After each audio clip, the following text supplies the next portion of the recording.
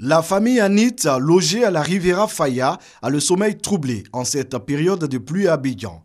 Et pour cause, quand il pleut, les bâtiments du chantier contigus à leur habitation se fissurent, s'affaissent et s'écroulent par endroits. La dernière pluie en date a encore fait des dégâts. La cuisine a pris un coup. Donc c'est comme ça que nous avons quitté l'autre maison. On s'est mis, disons même, on avait quitté même la maison, on était allé chez notre frère. Mon souhait, c'est que le ministère vienne jeter un coup d'œil, voir réellement ce qui se passe et détruire l'immeuble. Parce que je ne suis pas en sécurité avec mes enfants.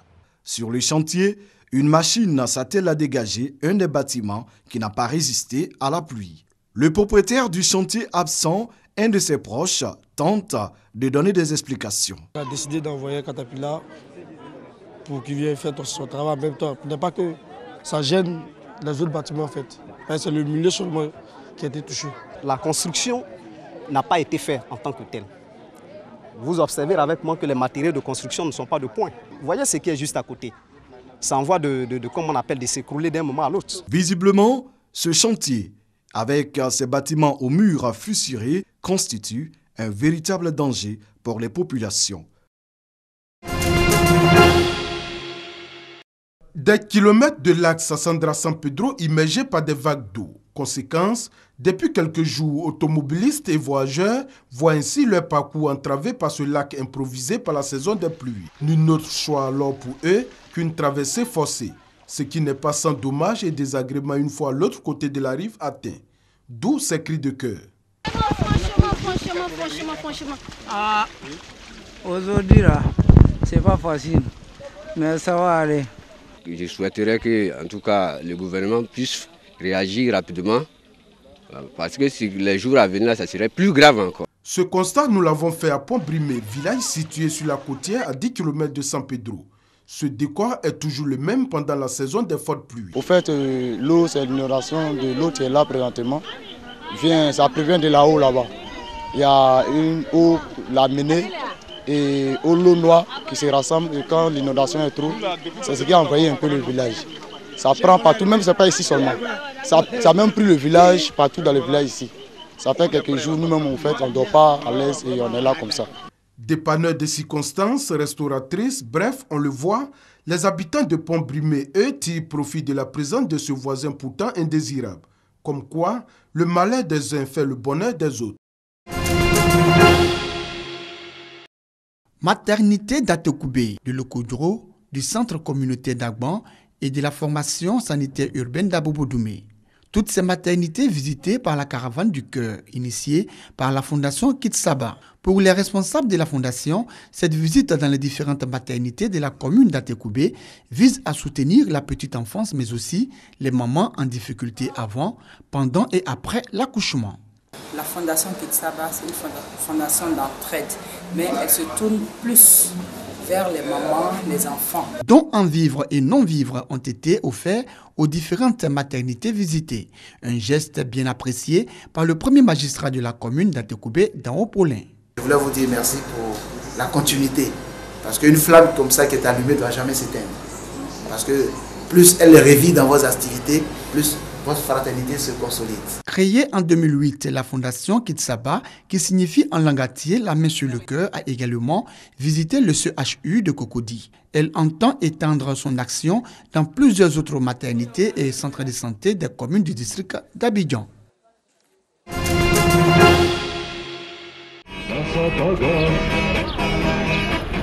Marino, un quartier populaire du sud de Moscou. Derrière les préfabriqués plantés à la sortie de la station de métro, Maxime et sa collègue ont terminé leur journée de travail. Ils se préparent pour leur deuxième mission du jour, aller à la rencontre des toxicomanes. Dans leur sac à dos, des préservatifs et des seringues neuves qu'ils leur distribuent, une action de prévention appréciée par les consommateurs de drogue pour endiguer la prolifération du sida et des hépatites.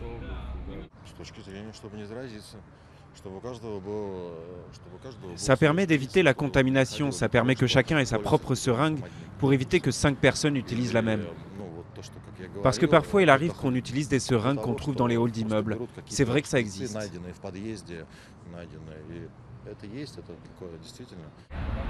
Cette petite association compte une quinzaine de bénévoles, une goutte d'eau à l'échelle d'une ville de 12 millions d'habitants et une méthode à contre-courant de la politique des autorités russes qui mise sur la promotion des valeurs traditionnelles et les soins aux malades plutôt que sur la prévention.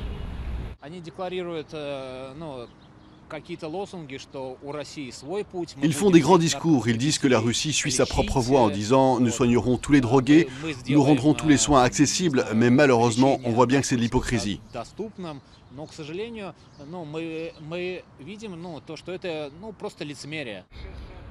Le sida est un fléau en Russie, l'un des rares pays au monde où le nombre d'infections continue d'augmenter.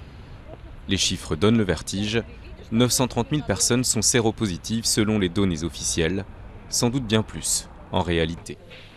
L'an prochain, la barre du million de séropositifs sera dépassée et les médecins prévoient jusqu'à 3 millions de cas d'ici 5 ans. Pour le directeur du Centre fédéral de lutte contre le sida, ces statistiques montrent l'inefficacité des mesures prises par le gouvernement. Moins de 2% du budget consacré à la maladie est alloué à la prévention. Ce n'est pas suffisant parce qu'informer, ça coûte cher. Ça coûte cher de diffuser cette information. Avec de si petits moyens, il est très difficile d'atteindre chaque personne en Russie. Alexandre Savitsky est séropositif depuis 15 ans. Ancien toxicomane, il a aujourd'hui tourné la page de la drogue et vient en aide aux autres malades atteints du sida. Selon lui, l'accès aux médicaments n'est aujourd'hui plus un problème en Russie, mais l'engagement de l'État et la création de structures adaptées font cruellement défaut. Il n'y a pas d'accompagnement social de bonne qualité. Il faudrait qu'il soit mis en place dans les centres de traitement. Ça pourrait être une structure publique, mais le mieux serait que ce soit géré par une association, avec des gens qui connaissent le problème et qui savent comment travailler. Au rythme actuel, le sida pourrait bientôt devenir une catastrophe sanitaire en Russie. Plus les autorités tardent à réagir et plus il sera difficile d'enrayer l'épidémie. Des autorités qui semblent refuser d'admettre l'ampleur du problème. Un podium sous forme de T. Des mannequins qui défilent, public averti, spotlight, flash intermittent et lumière, le décor est planté pour les Africa Fashion Show 2015. C'est la 10e édition de la fête de la beauté, de la coupe du style de la mode à l'échelle africaine. Pour la promotrice Isabelle Hanno, ce rendez-vous a une saveur particulière. Africa Fashion Show, 3 jours de glamour et de faste.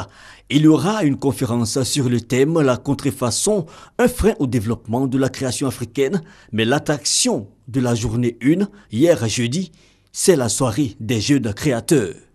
Pendant 10 ans, on pense avoir participé donc à la promotion de certains créateurs qui aujourd'hui sont bien positionnés. Il nous faut mettre en lumière d'autres créateurs et c'est cette génération-là, c'est pour donner un avant-goût de ce que sera Africa Fashion 11, 12, 13, pourquoi pas 20, qu'on fait ce défilé-là ce soir. Et parlant de jeunes créateurs, Leila Louaké, 17 ans, piquée beaucoup plus tôt par le virus de la mode, ses créations parlent d'elle-même. J'adore la mode de fashion, j'ai toujours rêvé d'exercer dans ce milieu. De quoi séduire, public invité, curieux et regard avisé de professionnels présents. Ce sont des jeunes créateurs que nous découvrons ce soir et qui présentent, je veux dire, un travail formidable. Et mon bonheur vient du fait que la relève est assurée. Africa Fashion Show prendra fin le samedi 13 juin par un grand défilé, la soirée des créateurs. Boko Haram, la secte islamiste et ses djihadistes auront désormais en face d'eux une force conjointe composée du Nigeria et ses voisins pour une lutte sans merci. La force créée à l'issue de la réunion d'Abuja, capitale nigériane, sera placée sous commandement nigérien. Une concession faite au président nigérien Muhammadu Buhari, qui dès l'entame de ce sommet régional à Abuja a fait part de sa volonté de prendre les rênes d'une telle force contre les islamistes de Boko Haram. Notre campagne contre l'insurrection doit être dirigée sur tous les fronts, en commençant par limiter leur accès aux fonds et aux armes. Nous devons renforcer nos patrouilles sur les frontières et améliorer notre capacité d'ensemble et partager les renseignements. En ce qui concerne cette question, je demande que toutes les actions soient prises pour renforcer l'unité de nos renseignements. Si la force, elle, sera placée sous commandement nigérien, sa base sera en N'Djamena, capitale tchadienne. Pour être opérationnelle, la force nouvellement créée se donne d'ici le 30 juillet prochain, précise le communiqué publié à l'issue de la réunion qui s'est tenue à l'aéroport d'Abuja. Depuis sa prise de fonction il y a 2 semaines, Muhammadu Buhari, qui est âgé de 72 ans, a focalisé son action sur la lutte contre Boko Haram, se rendant successivement au Niger et au Tchad. On connaissait déjà la montre, mais cet été sur la plage, vous pourriez bien voir arriver le bikini connecté.